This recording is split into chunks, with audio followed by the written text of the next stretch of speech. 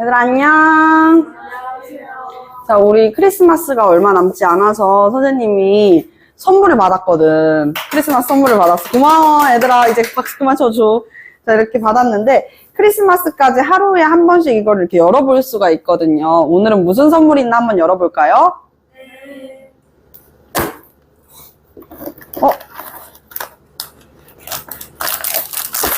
오늘은 M&Ms가 들어있네요. 와, 오늘 수업에 열심히 참여하는 친구들한테 이 M&Ms를 선물로 드리도록 할게요. 이거 뒤에 가려서 이렇게 보여줘야 되나?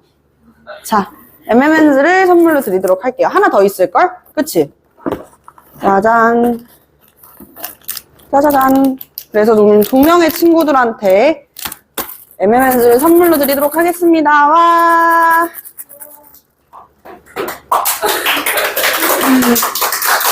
좋아요. 자, 그러면 우리 수업 시작해볼까? 17강입니다. 흥선대원군의 개혁정치. 자, 우리가 지난 시간에 배웠었던 게 순조, 헌종, 철종까지였었잖아요. 그쵸? 순원, 철이었었어. 자, 요 시기를 우리가 무슨 정치기라고 그런다 그랬지? 세도정치기라고 부른다고 했어요. 그래서 이 순조 때는 안동 김씨 세력이, 헌종 때는요 풍양 조씨 세력들이, 그리고 철종 때는 다시 안동 김씨 세력이 실권을 꽉 쥔다, 장악한다 라는 이야기로 말씀드렸었죠. 그쵸?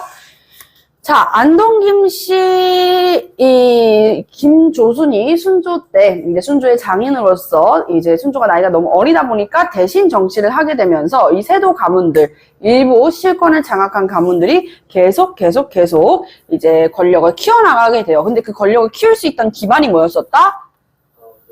맞아요. 변방에 치안을 방비하던 비변사를 통해 가지고 더 이제 세력을 확대해 가고 있었습니다. 이 시기를 우리가 세도정치기라고 그랬었는데, 세도정치기에는 사람들이 왜 힘들었다고? 그렇지. 매관매직이 성행하면서 삼정이 문란해졌어요. 그래서 우리가 이걸 삼정의 문란이라고 했는데, 문란해진 세 가지가 무엇이었다? 첫 번째? 네, 토지에 대한 세금, 전정. 두 번째가 군정. 세 번째는 네, 환곡 또는 환정이라고도 불렀었다. 무조건 내야 되는 세금으로 나중에는 자리 잡아버리니 환곡이라고도 불렀었다라고 말씀드렸었습니다. 자, 그래서 전정은 토지에 대한 세금, 군정은 군역에 대한 세금, 환곡은 이제 춘대 춘납, 봄에 배고파가지고 빌리면 가을에 추수를 하면서 갚아라 하는 제도였었다. 이렇게 이 세 가지가 문란해지게 된다. 자, 안동 김씨가 실권을 꽉 쥐고 있었던 마지막 이 철종 때 우리 무슨 붕괴 일어난다 그랬었지? 그렇지, 임술농민붕괴 일어난다 그랬었지. 그럼 순조 때는요? 맞아요. 몰락양반, 평안도의 몰락한 양반 출신이었었던 홍경래의 난이 일어나게 되죠. 서북 지역에 대한 차별에 대한 반발로 일어났었다. 그래가지고 청천간 이북 지역을 약 5개월 동안 장악하고, 그리고 정주성 전투에서 결국 패배하게 되면서 홍경래의 난이 막을 내리게 된다. 안동김씨 세력은요? 안동김씨 세력은요, 설동 때 이제 실권을 꽉 쥐고 있는데, 갑자기 이제 경상남도, 한마디로 경남, 단성과 그리고 진주 일대에서 들고 일어나는 농민군들, 이게 점점 확산돼가지고 전국적으로도 확산이 됐단 말이야. 그러다 보니까 이 안동 김씨들이, 야, 미안해, 너네들 뭐 원하는 게 뭐야, 들어봐봐, 내가 말해봐, 드러나 줄게. 그러니까 삼정의 문란을 어떻게 해달래? 바로 잡아달래. 그래서 설치하는 기구, 네, 맞아요, 삼정 이정청을 설치하게 됩니다. 자, 그렇게 안동 김씨의 팽배해진 이 권력으로 점점 많은 사람들을 힘들게 했었는데, 이때 등장하는 게 바로 고종이에요. 고종이 어떻게 등장하게 됐냐? 일단 순조는 정조의 아들이고, 헌종은 순조의 아들이잖아. 근데 나이가 순조는 12살에 그리고 헌종은 9살에 즉위를 했다 그랬잖아요. 너무 나이가 어리다 보니까 후사가 있었을까 없었을까요? 없었어요. 그럼 철종은 대체 누구냐는 거야. 철종은 몰락한 전주이씨, 왕족 집안의 몰락한 집안으로서 강화도에서 외롭게 생활을 하고 있었어요. 제대로 된 왕실 교육을 받은 게 아니기 때문에 철종은 배운 게 많이 없었고 글을 제대로 읽을 줄 몰랐고 글을 쓸 줄도 몰랐었다 그래. 그러다 보니까 이 철종처럼 아무래도 조금 배운 게 없는 사람일수록 뭐 하기가 쉽다고 생각했을까? 조종하기가 쉽다고 생각을 했겠지, 안동 김씨들은. 그래서 일부러 이런 철종을 왕으로 안 쳤던 거야. 그러다가 이제 철종도 후사가 없으니까 누구를 찾게 돼요? 또 몰락한 전주이씨 가문 없나 봤는데 이 안동 김씨들 잔치 때마다 오는 상갓집 개 같은 양반이 있었다는 거야. 누구였냐? 바로 이하응이라는 사람이었어.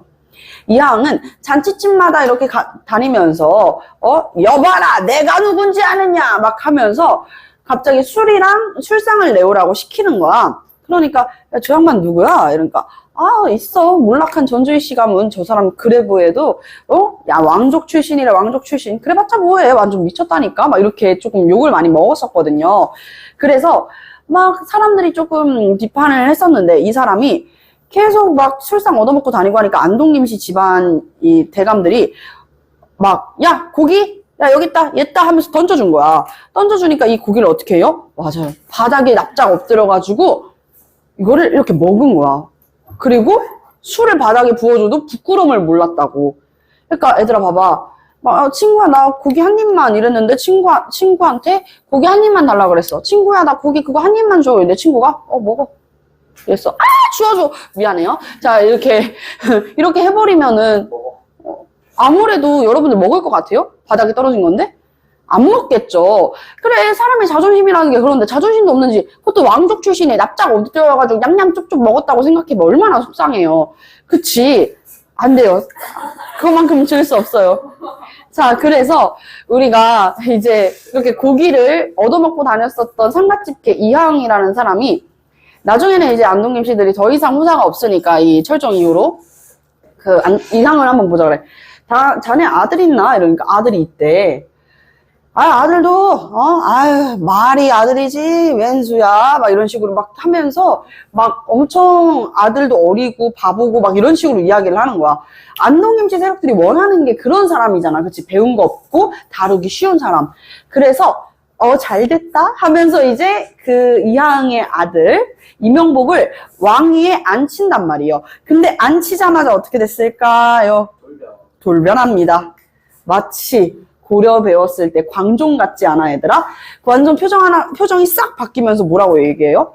야 이제부터 안동김씨 가문 세도 가문 죄다 어떻게 한다? 축출해버린다. 그래서 그 이하응이라는 사람이 누구였느냐? 바로 흥선대원군 고종의 아버지였습니다. 흥선대원군은 1863년부터 1873년까지 고종이 즉위하는 동시에 고종이 어리다는 이유로 대신 이제 정치를 했었는데요. 이 시기를 흥선대원군 집권기라고 해요. 자, 흥선대원군 집권기 어렵지 않죠. 이 흥선대원군 집권기 때 어떤 변화가 있었었냐면 일단은 세도 가문을 축출합니다. 세도 가문 축출. 자, 세도 가문들을 다 뽑아내 버려요. 그래서 안동김씨 세력도 이제 안녕이 되는데 선생님이 이 세도 정치의 근거지가 어디라 그랬었지? 세도 집안의 세도 가문들의 근거지. 그렇지, 비변사. 그래서 비변사도 폐지해 버려요. 비변사도 폐지해 버리고 붕당의 근거지이자 자녀 세력들이 남아 있었던 이 서원도 어떻게 해버려요? 폐지해버려요. 그래도 700개 정도 남아 있었던 우리 영조께서 서원을 대폭 정리하긴 했지만 전국에 다 합치면 한 700개 정도 있었거든요. 근데 그거를 47개 빼고 싹 다 없애버려요. 와, 서원 철폐. 47개의 사액 서원만을 남기고 나머지 다 철폐한 다음에 서원에서 보유하고 있는 재산들을 다 어디로 귀속시켜요? 왕실로 귀속시키는 거야. 완전 멋있죠. 이렇게 칼 같은 면모를 보여주면서 심지어는 이 삼정의 문란도 바로 잡게 됩니다. 그래서 전국에 700개밖에 남아있지 않던 것을 47개로 줄여주는 것이 바로 흥선대원군이었습니다. 1000개 넘게 있었어요. 근데 그걸 700개까지 줄인 것은 바로 영조였습니다. 자, 그래서 이때 삼정의 문란을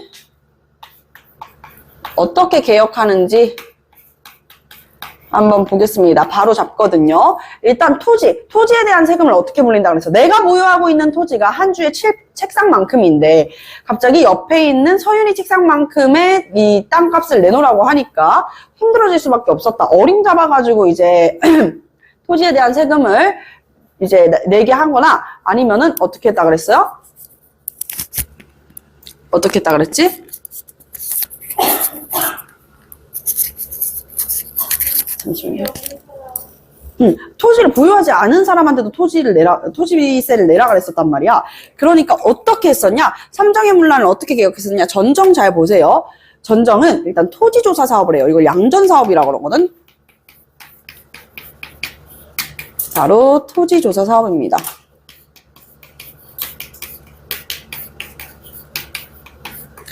토지조사 사업을 통해 가지고 이 사람들이 얼만큼의 토지를 보유하고 있는지 이런 것들을 다 확인을 했었고요. 자, 군정은 어떻게 했냐? 이게 선생님은 조금 멋있다고 생각을 했는데 조선왕조 500년 중에 최초로 양반한테도 세금을 물립니다. 그래서 우리가 왜 덕우건 온술학원 다녔을 때 일주일에 한 번씩 한자성어 테스트 했었잖아, 얘들아. 제일 첫 번째 하자성어일 거예요. 가가호호. 무슨 뜻입니까? 가가호호. 맞아요. 집집마다라는 뜻이죠. 그래서 집마다 무엇을 했다? 집마다 군포를 거두어 들였다. 호포제예요. 그래서 양반도 군포를 냈다. 군포를 납부해야 됐다. 왜? 군대는 양반도 가야 되는 거잖아. 그렇지? 그렇기 때문에 군포 납부까지. 그리고 세 번째 환곡은 어떻게 했냐? 환곡은 어디에서 빌리는 거야? 마을의 관아에서 빌리는 거라 그랬었잖아. 곡식을 마을의 관아에서 빌리는 건데 이거를 개인의 창고를 열어라. 사창제입니다. 우리가 개인의 병사를 사병이라고 그러잖아요. 개인의 창고는 사창이라고 알면은 될 것 같아요.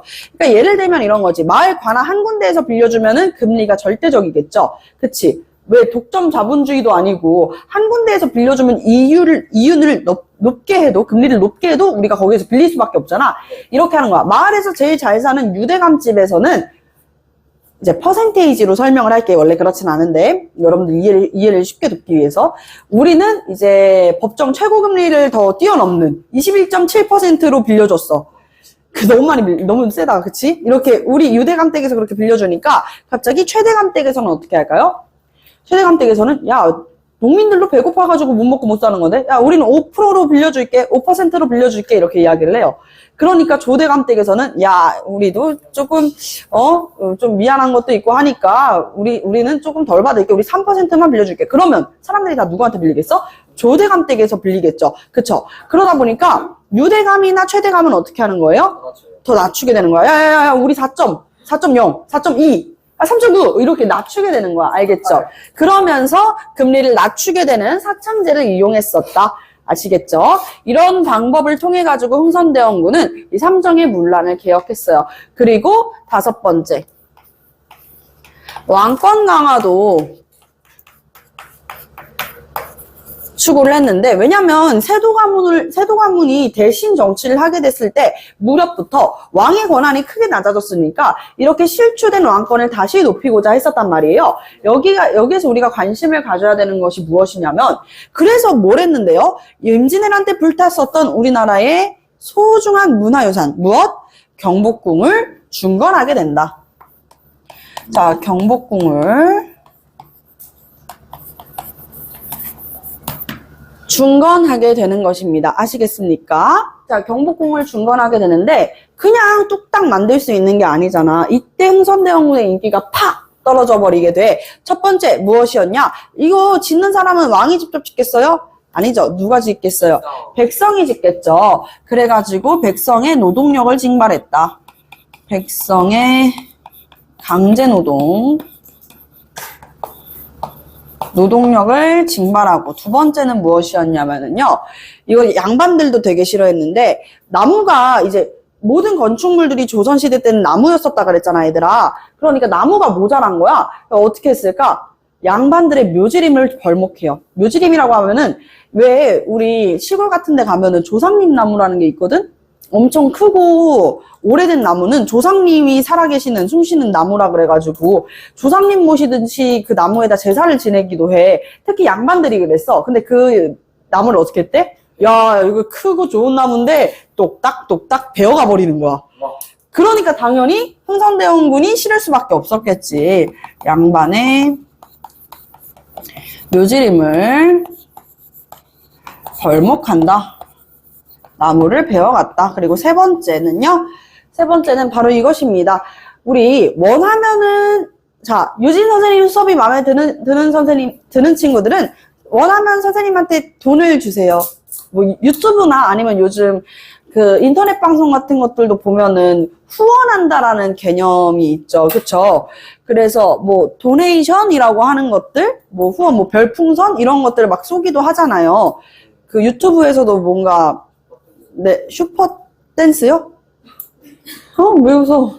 모를 수도 있지. 슈퍼 댄스? 아, 슈퍼챗. 맞아요. 채팅할 때 그 챗이죠. 슈퍼챗, 막 이런 거, 이렇게 쏜단 말이에요. 쏘는 거라고 표현하죠. 내가 쏜다! 약간 이런 것처럼. 어떤 조건 있게 주는 게 아니라 그냥 진짜 마음에 들어가지고 주는 게 일종의 하나의 기부금 형태란 말이에요. 후원이라는 게, 그치? 그래서 원하면 납부하다. 기부금이라는 것도 마찬가지로 걷어요. 원하면 주세요. 원납전이라는 것을 징수하는데, 맞아요. 이게 말이 원납전이지 강제였어, 강제. 무조건 어떻게 해야 된대? 무조건 내야 되는 돈이 되어버리는 거야. 특히 누가 냈겠어요? 양반들이 많이 내게 된단 말이죠. 그리고 상인들, 분홍층들도 내게 되니까 다수 이제 흥선대원군에 대한 입지가 다시 낮아지기가 시작하고, 네 번째는 바로 이것입니다. 여러분들 잘 알고 있는 당백전. 숙종 때부터 전국적으로 쓰여졌었던 화폐가 뭐라 그랬었죠? 상평통보라고 이야기를 했었죠. 이 당백전은 하나당 상평통보 100배의 가치가 있다 그래가지고 당백전이에요. 하나당 상평통보 100배의 가치가 있대. 그러면 상평통보 하나를 만들 때 들어가는 동에 100배가 들어가 있어야 되는데 100배가 들어가 있었을까요? 실제로는요, 3-4배밖에 들어가 있지 않았었다고 해요. 그러면 이 화폐가 가치가 있어요, 없어요? 없어요. 자, 그러면 당백전으로 인해 가지고 돈의 가치는 어떻게 돼요? 화폐의 가치는 낮아지고 물가는 어떻게 될까요? 오르게 되겠죠. 쉽게 설명을 하면은 여러분들이 이해하기 쉽도록 설명을 해주면은 뭐 상평통 뭐 5개짜리에 뭐 농산물을 사요. 근데 쉽게 얘기해서 뭐 배추를 산다고 생각해봐, 얘들아. 배추를 살 거야. 배추를 뭐 한 묶음을 사는데 한 묶음을 사는데 상평통보 10개가 필요해. 그래서 내가 당백전을 하나 냈어. 그래서 상평통보 90개 거슬러 받아. 그럼 누가 손해야? 파는 사람, 상인이 손해지. 왜? 화폐의 가치로만 따졌을 때는 상평통보 90개가 이 당백전보다 훨씬 더 높은 가치가 있는데 그냥 사람들한테 주입을 시키는 거야. 뭐라고? 아니야, 당백전이 100배의 가치가 있어. 실제로 그만큼의 돈이 들어가 있지도 않으면서. 그럼 어떻게 되겠어요? 화폐의 가치는 떨어지고 물가는 올라가는 거야. 이제 배추를 한 묶음 사게 되면은 돈을 얼마를 내야 돼? 당백전 막 15개씩 내야 되고 그런 문제를 야기한다는 것이죠. 그러니까 가치가 떨어지고 물가가 올라간다. 인플레이션을 유발했다. 인플레이션이 유발되었다. 라고까지 볼 수가 있겠습니다. 자, 흥선대원군 집권기 때는 이런 요것을 이제 우리가 통틀어가지고 개혁정치라고 하거든요. 개혁정치를 해나간 시기도 있을 뿐더러 이 이후 딱 1866년 이후부터는요, 외세가 침략해요. 그래서 외세의 침입으로 한번 볼게요. 외부 세력이 침입해 오게 된다. 흥선대원군 집권기 때 어떻게 외세가 침입을 해오는지 보겠습니다. 일단은 1866년이었어요. 병인박해라고 해가지고 박해는 선생님이 누가 탄압받은 거라 그랬었죠? 맞아요. 누가 타놨다는 거라 그랬어요?